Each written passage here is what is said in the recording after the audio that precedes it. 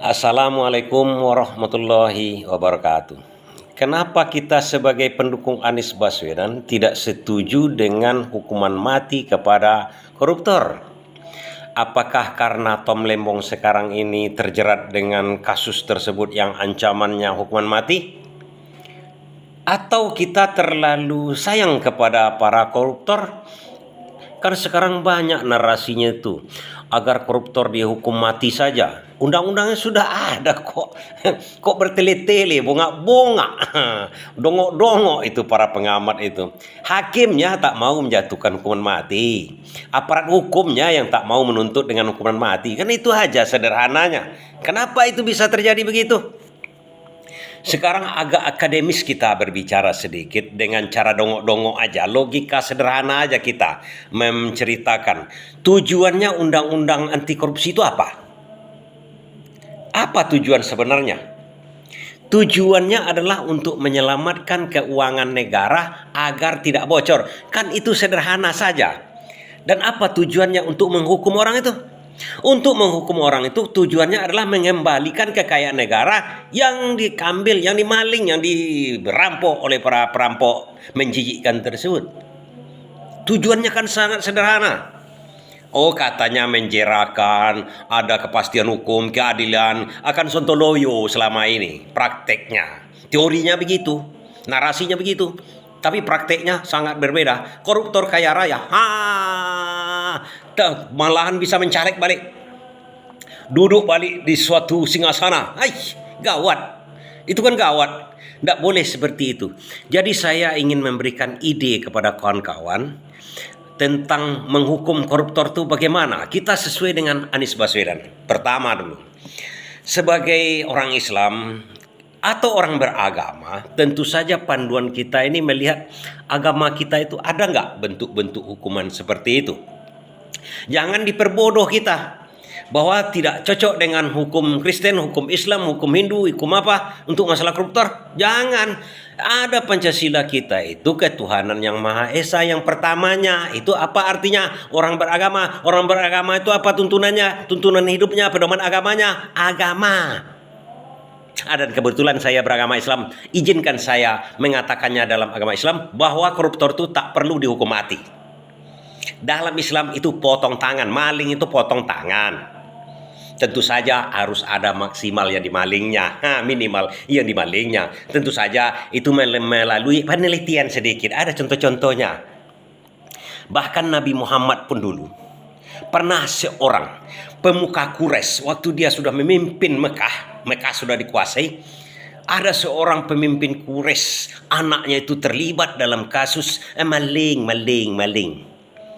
Dicarilah Nabi Muhammad untuk mendekati, beria-ia begitu, berdiskusi supaya ada sedikit pengecualian kepada anaknya yang maling tersebut. Di tengah masyarakat, kemudian dengan cara diam-diam pemukanya itu datang kepada Nabi Muhammad. Tolonglah, ini kan pemuka Quraisy, anak pemuka Quraisy. Kalau ini ditersangkakan nanti, kira-kira begitulah, ini akan bahaya nanti. Tidak dijawab oleh Nabi Muhammad. Tidak, tak pernah dijawabnya itu. Dia langsung naik ke sebuah batu. Hai masyarakat Quraisy, telah terjadi sebuah pencurian. Saya tidak akan tendeng aling-aling. Walaupun Fatimah anak saya yang paling saya cintai di dunia ini maling, saya akan potong tangannya. Itu satu. Apa artinya? Dalam Islam tidak ada perampok yang maling tersebut dibunuh. Bukan dibunuh namanya itu, hukuman mati. Kan dibunuh. Tidak ada dalam Islam. Potong tangan. Oh, sederhana sekali logikanya. Sebentar dulu kawan, sebentar. Korupsi itu kan macam-macam di Indonesia ini. Ada gratifikasi yang bersangkutan dengan suap menyuap. Kemudian ada yang korupsi seperti di Pertamina, merugikan keuangan negara katanya kan. Bagaimana masalah itu kalau tidak dibasmi orang itu, para pencoreng itu dibasmi, dihilangkan di atas dunia supaya tidak korupsi lagi? Tidak kawan-kawan. Berkaitan dengan tujuan tadi. Tujuan kita apa di negara sekarang? Oke, kita tidak mengikuti hukum Islam. Baik. Tujuan kita sekarang negara kita ini kesempitan fiskal. APBN kita tidak cukup karena hutang-hutang yang dibuat oleh pendahulu-pendahulunya. Hutang bukan dimanfaatkan untuk yang produktif. Seharusnya produktif. Hutang kita dibuat perniagaan. Beruntung perniagaan kita bayar hutang. Seperti bank-bank memberikan kredit kan itu tuh. Nggak mau dia untuk makan katanya. Dikasih kredit, nggak mau. Nggak dikembalikan. Dikembalikannya yang kuning-kuning itu nanti kepada bank kan. Itu yang terjadi selama ini. Malahan utang itu dijadikan korupsi juga. Karena bocor sampai 30%. Gawat. Sudah diutang sekarang kita kebingungan membayar utangnya. Pemerintahan Prabowo sekarang. Maka kita cocok dengan cara Anies Baswedan.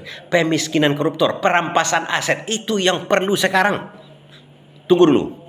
Tentu kawan-kawan bertanya, bagaimana caranya? Gampang kawan-kawan. Seperti di Pertamina sekarang. 1.000 triliun katanya kan. Kita perlu APBN untuk makan siang gratis 400 triliun. Sekarang cuma 80 triliun yang baru tersedia. Itu pun macet-macet. Kemudian pengangkatan pegawai negeri sudah diterima, sudah lulus, tadi angkat-angkat karena kurang duit.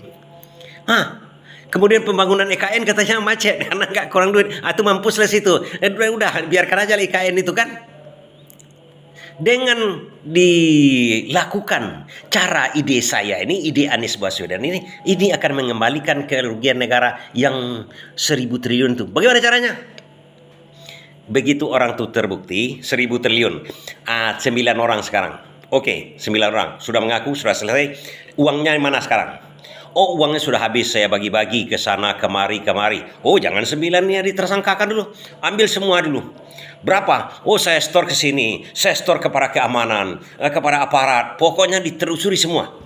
Karena begini, kalau nanti seandainya yang 1.000 triliun kan 9 orang, tidak bisa dia mengganti 1.000 triliun, kemudian diambil lagi kepada orang-orang yang di store-storenya, bandar-bandar, cukong-cukong di belakang itu disita juga semua. Belum cukup 1.000 triliun. Belum cukup. Diambil lagi hartanya masuk ke dalam. Seluruh hartanya dihabisi. Seluruhnya. Baru sisanya tidak terbayar sama dia. Baru dihukum penjara. Tapi harus diselidiki semuanya. Harus bisa semuanya. Di penjara bagaimana? Dua. Suruh pilih dia hukuman. Suruh pilih. Hukuman pertama, utanglah kemana tempatmu berutang untuk membayar melunasi ini semua. Mungkin segerombolan itu. Kalau 1.000 triliun mungkin ada 700 atau 1.000.000 orang yang mendapatkan. Store sana, store sini, partai sana, partai sini. Karena partai-partai katanya begitu-begitu juga. Katanya, misalnya. Berapa orang yang terkena? 1.000 orang. 1.000 kali 1.000 triliun. Berarti 1.000 orang 1 triliun masing-masing. Diambil harta, dimiskinkan 1.000 orang nih. Udah habis itu semua. Udah habis, suruh pilih dia hukumannya. Hukuman penjara atau potong tangan. Kalau di agama Islam, hukum penjara atau hukum potong tangan. Kalau potong tangan, tak di penjara. Kalau tidak potong tangan, di penjara. Tergantunglah, dibuatlah hukuman mekanismenya nanti.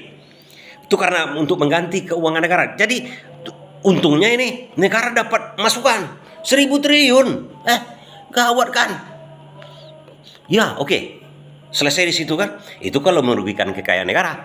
Bagaimana kalau suap? Seperti Syahrul Yassin Limpo katanya sudah terbukti sekarang si KPK siapa itu si Firly Bahuri memeras Syahrul Yassin Limpo. Sekian, berapa diperasnya? Oke. Persoalan peras-meras buat jumlahnya.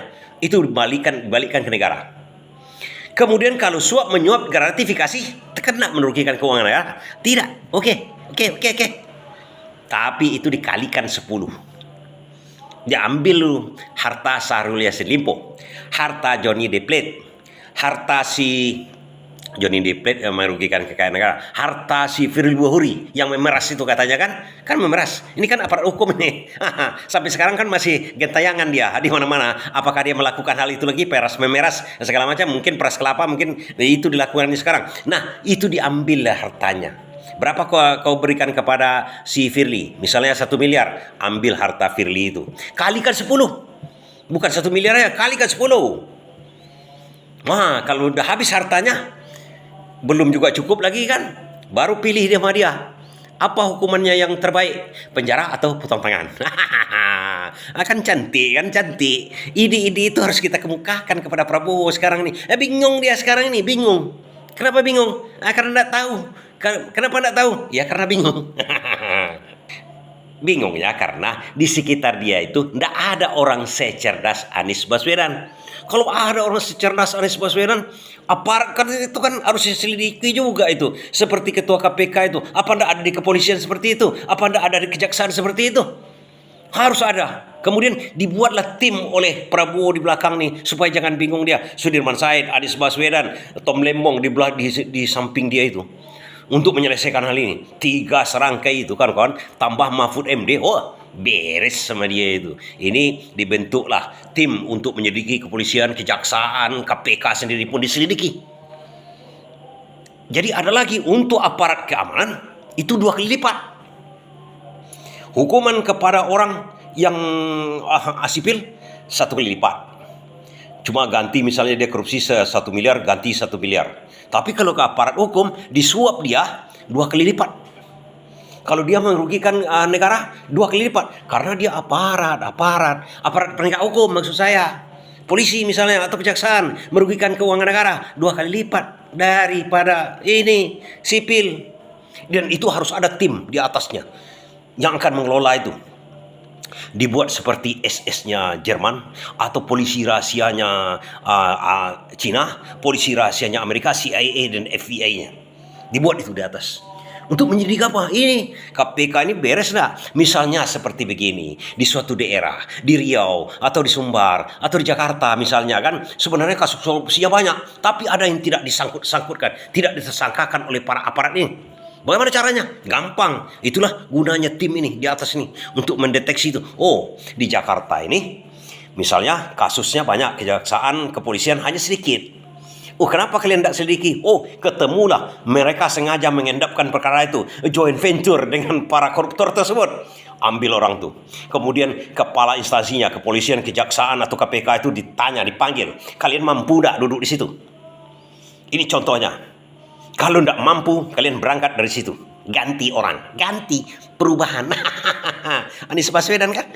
Kan gampang. Makanya Prabowo seharusnya mencari orang-orang seperti Sudirman Said, Tom Lembong, Anies Baswedan. Kan sederhana. Sederhana sebenarnya. Tapi kenapa tidak mau dilakukan? Anak tahulah saya itu. Saya menyampaikan ide saja kepada kita semua ya. Mudah-mudahan ini berharga kepada kehidupan kita ke depan. Kalau tidak, takut-takut kita nyungsep nanti gara-gara korupsi yang hantu belau sekarang ini. Dengan APBN kita yang hantu belau juga sekarang. Terima kasih.